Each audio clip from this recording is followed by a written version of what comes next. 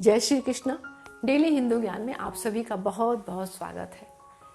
बात करते हैं नवरात्रों की, कन्या पूजन की। क्योंकि 9 दिन जब हम लोग व्रत रखते हैं, पूजा पाठ करते हैं, माता रानी की आराधना करते हैं, उनकी स्तुति करते हैं, हमने कलश स्थापना की है, अखंड ज्योत जलाई है, पाठ किया है, तो समापन जो है इसका वो कन्या पूजन पे ही होता है। उस दिन हम लोग व्रत खोलते हैं, कन्या पूजन करते हैं। इसका समापन बिना कन्या पूजन के नहीं हो सकता है। तो कन्या पूजन वाले दिन हमें क्या करना होता है? सबसे पहले 9 कन्या, क्योंकि नवरात्रे हैं।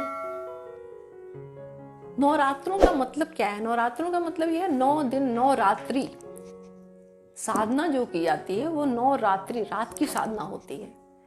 तो ये जो नवरात्रों के पूजन होता है, इसमें कन्या पूजन हम 9 कन्याओं क्या करते हैं। अब वो 9 कन्या हमें कितनी बड़ी होनी चाहिए? छोटी कन्या इतनी भी छोटी ना हो कि वो भोग ही ना लगा सके। 2 महीने, 3 महीने, 4 महीने की ऐसी कन्या भोग नहीं लगा सकती है, तो उस कन्या का पूजन करने का कोई फायदा नहीं है। कम से कम 6 महीने से बड़ी कन्या होनी चाहिए, नहीं तो साल भर की जरूर होनी चाहिए। साल भर से लेके और 12 साल के या 10 साल के अंदर अंदर की जो कन्या होती हैं वो हमें बुलानी है, उनको आमंत्रित करना है। तो जो कन्याएं ऐसी हैं 1 साल से लेके 10-11 साल तक की कन्या जो है, उनको एक दिन पहले, जैसे आप अष्टमी पूजते हैं तो सप्तमी को एक दिन पहले उनको निमंत्रण दे के आइए कि कल आप हमारे यहाँ पर कन्या पूजन में आइए, आप भोग लगाइए, और इस तरह से उनको बुलाइए, आमंत्रित करिए। मान से, बड़े मान से, जैसे हम किसी को बुलाते हैं ना, बड़े मान से उसको एक दिन पहले बुलावा दे के आते हैं कि भाई आप हमारे घर खाने पे आइएगा। तो ऐसे आपको कन्याओं को देवी रूप मान के उनको आमंत्रित करना है।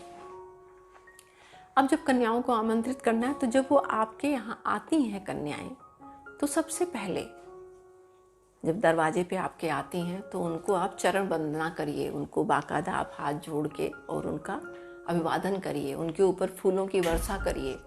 फिर उनको एक परात लीजिए, परात में गंगा जल डाल के और जल डाल के उनके चरण धुलाइए, लोटे से जल डालिए और उनके बाकायदा उनके चरणों को हाथ से मसल के अच्छी तरह से मल के उनको बड़े भाव से उनके चरण धुलाइए। और फिर उनको आसन लगा के उनको आसन पे बिठाइए। आप लाइन से उनको बिठाइए कन्याओं को। और बिठाने के बाद जो आपने कन्या पूजन के लिए भोग बनाया है माता रानी का, उस भोग को सबसे पहले, भोग में चने, हलवा, खीर, पूरी, ये सब चीज़ें जरूर बनाई जाती हैं। आप सब्जी भी बना सकते हैं, लेकिन ये जो चीज़ें बताई आपको, हलवा, चने, पूरी और खीर, ये जरूर बनाया जाता है। तो ये चीज़ें बना के भोग में, और सबसे पहले आपको माता रानी को, जो आपने माँ की स्थापना की है, चौकी लगाई है, उनका भोग लगाइए। उनको भोग आपको जरूर लगाना है। जितनी सामग्री बनाई है बाकायदे थाली में रख के और उनको भोग लगाइए। सबसे पहले उनको भोग लगाइए। उस दिन आपका अगर अष्टमी पूजन किया है, नवमी पूजन किया है, तो हवन जरूर किया जाता है घर में। अगर पूरे नवरात्रे आपने नहीं किया है हवन, तो उस दिन तो जरूर किया जाता है। तो हवन में आपको जो हलवा बनाया है या खीर बनाई है, उसकी आहुति पूरी के साथ में उनको भोग हवन में दी जाती है। पूर्ण आहुति जो दी जाती है, उनका भोग दिया जाता है उनको। ये सब करके उसके बाद आपको कन्या बिठानी है। जो आप पाठ वगैरह करते हैं वो सब पाठ कर लीजिए, हवन कर लीजिए, सब इधर की जो पूजा है माता रानी की वो सारी संपन्न कर लीजिए। क्योंकि आपका हवन हो गया, माता रानी को भोग लगा दिया। जो नारियल आपने चढ़ाया है, बहुत लोगों के यहाँ नारियल जो है उसको फोड़ के उसको माता रानी को चढ़ाया जाता है और फिर वो प्रसाद के तौर पे कन्याओं को बांटा जाता है। कुछ लोगों के यहाँ नहीं चढ़ाते हैं, लेकिन वैसे चढ़ाना चाहिए। तो उसको कन्याओं को बिठा के और उनके बाद सबसे पहले उनको मीठे का भोग लगाना चाहिए, मीठा देना चाहिए। उनको थाली या पत्तल, जो भी आपका सामर्थ्य है जिस हिसाब से उनको रखिए। फिर उनको भोग लगाइए। भोग लगाने के बाद उनको सारी सामग्री बड़े प्यार से उनको खिलाना है। आपके भाव ऐसे होने चाहिए कि ये मेरी बहुत ही सौभाग्य वाली बात है, मैं बहुत खुशकिस्मत हूँ कि आज माता रानी कन्या स्वरूप में मेरे घर में पधारी हैं। इतनी अच्छी मेरी किस्मत है कि मैं इनको खिला पा रही हूँ। ऐसे भाव से उनको आप खिलाइए। जो भी है, जो आपने भोग बनाया उनको बड़े प्यार से खिलाइए। जब वो खाना खा लें उसके बाद फिर उनको आपको वस्त्र पहनाना, वस्त्र स्वरूप आपको उनको चुन्नी उड़ानी है। चुन्नी लाए हैं तो अब चुन्नी उड़ाइए। उनको श्रृंगार के सामान दे सकते हैं, जैसे कि मेहंदी है, चूड़ी है, ये सब चीज़ें कन्याओं को दे सकते हैं आप। उनके पैर में महावर लगा सकते हैं। ये जितनी माता की जो सामग्री होती है ये उनको चढ़ाई जाती है, उनको कन्याओं को लगाइए आप। कलावा बांधिए उनके हाथ में, ये सब चीज़ें उनको दीजिए, खुश करिए उन्हें। उसके बाद उन्हें दक्षिणा दीजिए, और दक्षिणा दीजिए, फल दीजिए उन्हें, भेंट स्वरूप फल दीजिए, मिठाई दीजिए, जो भी आप देना चाहते हैं उन्हें गिफ्ट में वो दीजिए। छोटी छोटी कन्याएं हैं उनको आप पुस्तक दे सकते हैं, कॉपी दे सकते हैं, ये सब दे सकते हैं, क्योंकि ये उनके काम में आती हैं और बड़ी खुश होती हैं। तो ये सब चीज़ें दे के उनको, और उसके बाद उनके चरण स्पर्श करिए। आपके फैमिली के परिवार के जितने मेंबर, अगर आपके घर में आप सौभाग्यशाली हैं, आपके घर में बहू है, तो उस बहू से भी कन्या, जितनी कन्याएं हैं उनके चरण स्पर्श कराइए। और आप अगर दोनों मियाँ भी हैं तो पूरे परिवार में जितने लोग हैं उनके चरण स्पर्श कर दिए और उनसे आशीर्वाद लीजिए चरण स्पर्श करके।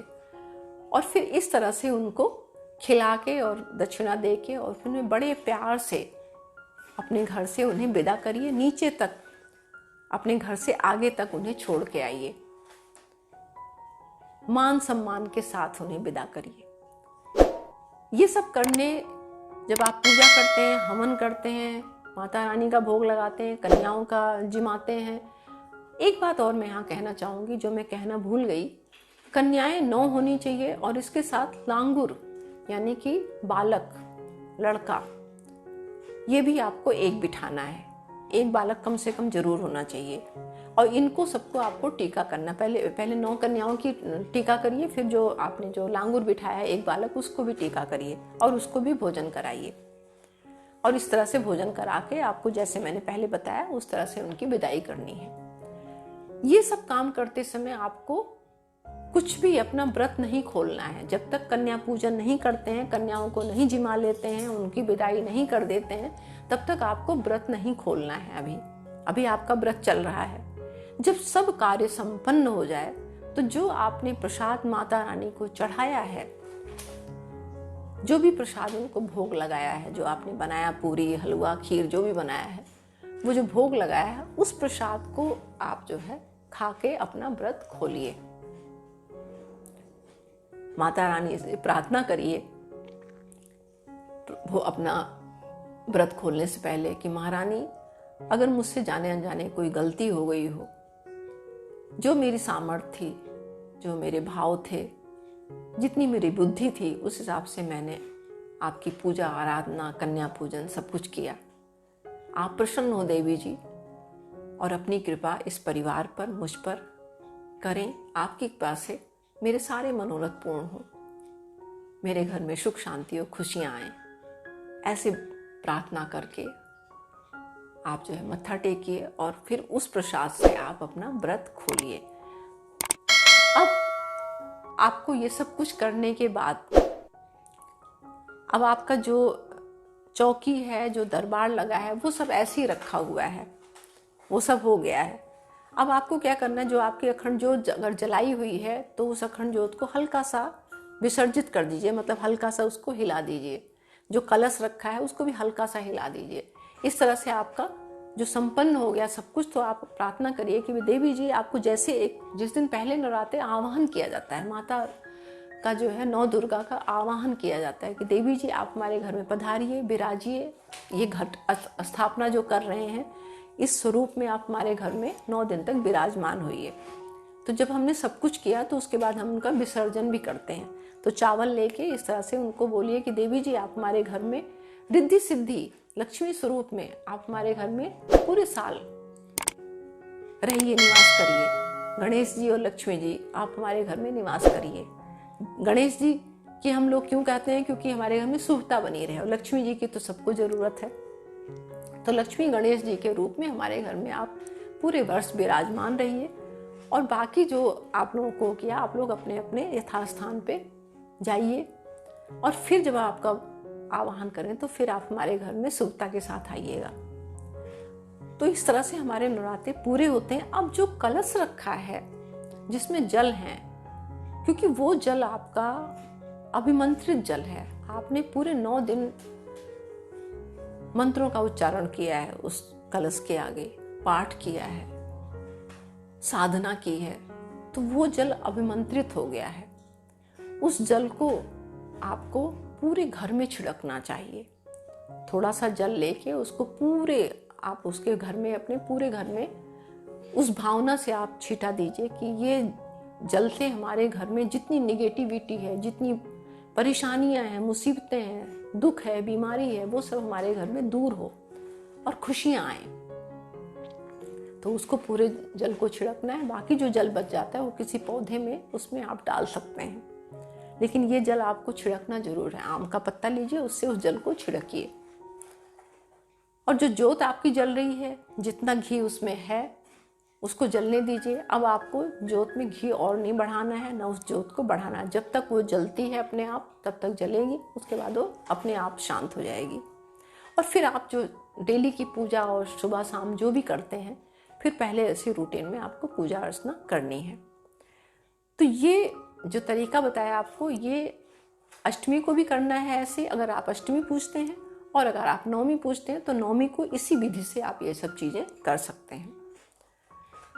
तो इस तरह से आप जब पूजा करेंगे तो नवरात्रों का आपको पूरा फल मिलेगा और देवी की कृपा की प्राप्ति होगी।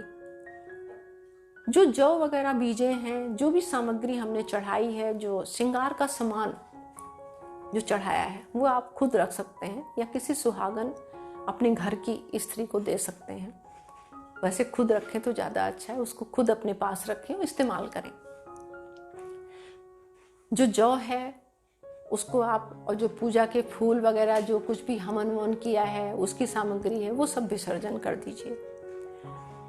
जिस दिन नवरात्रे आपने अष्टमी या नवमी जो भी पूजी है, जब तक पूरे नवरात्रे खत्म नहीं होते हैं, कहने का मतलब ये है 10वीं वाले दिन विसर्जन कीजिए। जिस दिन कन्या पूजन किया है उस दिन आपको इसका विसर्जन नहीं करना है। जब भी पूजा होती है तो उसी टाइम पूजा की सामग्री को उठाया नहीं जाता है, शांत होने दीजिए उसको। उस दिन छोड़ के दूसरे दिन उसको विसर्जित कर दीजिए। जिस दिन आपने कन्या बिठाई है, चाहे वो अष्टमी वाले दिन है चाहे नवमी वाले दिन, उस दिन आपको कन्याओं की विदाई के बाद, जैसे कि हम बेटी को विदा करते हैं या घर से हमारे कोई विदा होता है जब जाता है, तो उसके बाद आपको घर में झाड़ू नहीं लगानी चाहिए। आपको घर में उनके जाने के बाद, विदाई करने के बाद कपड़ा नहीं धोना चाहिए। ये सब काम अशुभ माने जाते हैं, तो ये सब काम आपको नहीं करना है। और एक बात और बताना चाहूँगी, बहुत लोगों को 9 दिन हम लोग पूरे नवरात्रे लहसुन प्याज नहीं खाते हैं। जो मांसाहारी हैं, जो नॉनवेज वगैरह खाते हैं, वो सब चीज़ें भी हम लोग वर्जित रखते हैं। बहुत लोग शेव वगैरह नहीं बनाते हैं, नाखून नहीं काटे जाते हैं नवरात्रों में, ये सब काम नहीं, बाल नहीं कटवाते हैं। तो आपको अष्टमी पूजन करने के बाद या नवमी पूजन करने के बाद भी ये सब काम नहीं करना है। पूरा नवरात्रा जब खत्म हो जाता है उसके बाद ही ये सब काम आपको करना है। ऐसा नहीं कि कन्या हमने बिठाई, कन्या पूजन कर दिया, उसके बाद हमने सेब बना ली, दाढ़ी बना ली, और उसके बाद पता चला कि घर में झाड़ू लगा लिया, तुरंत हम लगे सफाई करने, कपड़ा धोने लग गए, या शाम को फिर अंडे वंडे बनने लग गए। ऐसा सब नहीं करना है आपको। पूरे संयम के साथ आपको पूरे 9 दिन निकालने हैं। 9 दिन जब हो जाएं, जब आपका जो पूजा का सामान है उसको आप विसर्जित कर दें, उसके बाद फिर आप पहले ऐसी लाइफ को कर सकते हैं। तो ये जानकारी आपको मैंने नवरात्रों के अष्टमी और नवमी पूजन के बारे में दी। ऐसी नई जानकारी देखने के लिए आप मेरी वीडियो को लाइक करें, शेयर करें और सब्सक्राइब भी जरूर करें। मिलते हैं नई वीडियो में नई जानकारी के साथ। तब तक के लिए नमस्कार।